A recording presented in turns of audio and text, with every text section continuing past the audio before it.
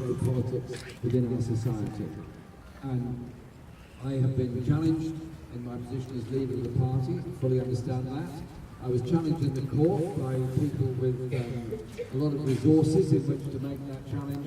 The court found firmly, absolutely, in our favour.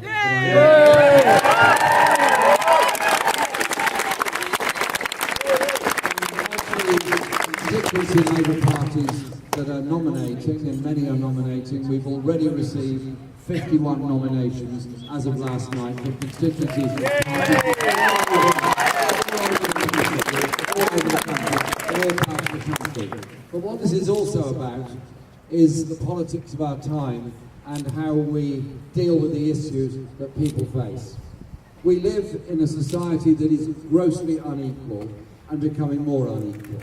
We live in a society where young people are told, sorry, you're going to be worse off than your parents' generation, and your children are going to be even worse off than your grandparents' generation. And there's going to be an intergenerational cascading of lowering ambitions, greater poverty, and greater inequality. This is in a world that is increasingly wealthy, and in a world that is increasingly technical, in a world where there's the most fantastic ability for us to technically do things and change things. So it's the politics that's wrong, not the technology that's wrong. It's the ability to think of how we can do things differently that is so lacking. And then you look at what is happening within our society. I'll give you just a couple of examples. This week, finally, BHS stores gone under. Yeah. Philip Green, the owner, managing director, major shareholder, former government minister for efficiency, actually, kind of interesting, lives in a tax haven and sails off in a very expensive yacht bought on the proceeds of not paying tax because he registered himself in Monaco. And what's happened? Hundreds, no, thousands of people lost their jobs. Those stores have been closed, and the job losses are not just in those stores, it goes back through the whole supply chain. There's a cascade of misery, a cascade of job losses, and a cascade of poverty that follows. He thinks he can walk away, he thinks he can play ducks and drakes. Surely we need a government that's prepared to intervene, to protect those jobs, and ensure that those people who think they're above paying taxation are brought back to reality, that everybody's going to pay their fair share of tax, and we're not going to tolerate tax havens and tax avoidance and tax escaping on the kind of industrial scale that goes on at the present time. We now have a government and a philosophy in power which wants to walk away from those things, wants to repeal the Human Rights Act, doesn't care about the levels of inequality and injustice within our society, and wants Britain to become a sort of offshore island of Europe where there is low tax for the rich, even lower corporation tax for big business, no real protection on wages and working conditions, making us a sort of bargain basement offshore economy for spivs to make a great deal of money.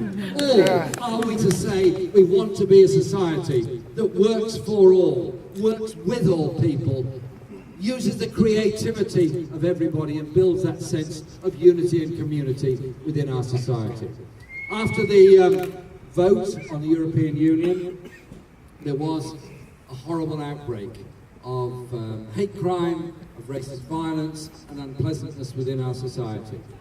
I just simply say this: if there's a shortage of housing, a shortage of school places, a shortage of doctors, it is not the responsibility of people that need schools, houses and education and healthcare. It is the responsibility of a government that's not investing in them.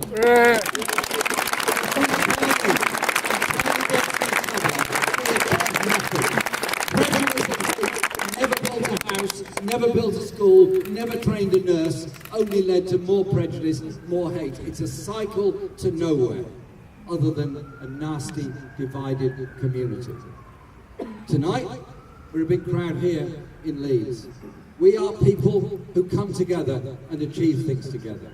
When we work together, think together, talk together, we achieve together, we create that sense of justice and common endeavour within our society. When we allow ourselves to be divided, we go down the road that the only thing that matters is competition and the only thing that matters is defeating the person next to you, you end up in a very difficult and not very happy place. I know what kind of society I want to live in. I know what kind of endeavour I want my party to put in to this election campaign now, but above all into the election campaign that starts on September the 24th to win a general election, to defeat Mr.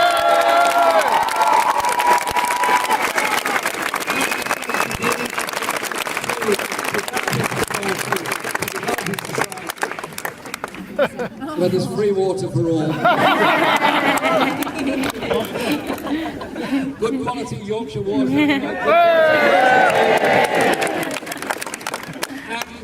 unlocks the potential in all of us, but also recognises that we have to think very differently about the rest of the world, about human rights around the world, and a foreign policy that puts human rights at the forefront of it, not things like the disaster of the Iraq War instead, which is something that I very strongly oppose. Also looks at the environmental issues that face our society, the environmental issues that face our globe.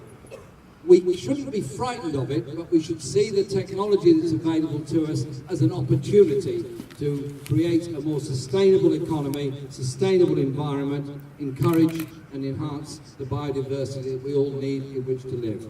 We achieve these things by working together. You can't do it on your own.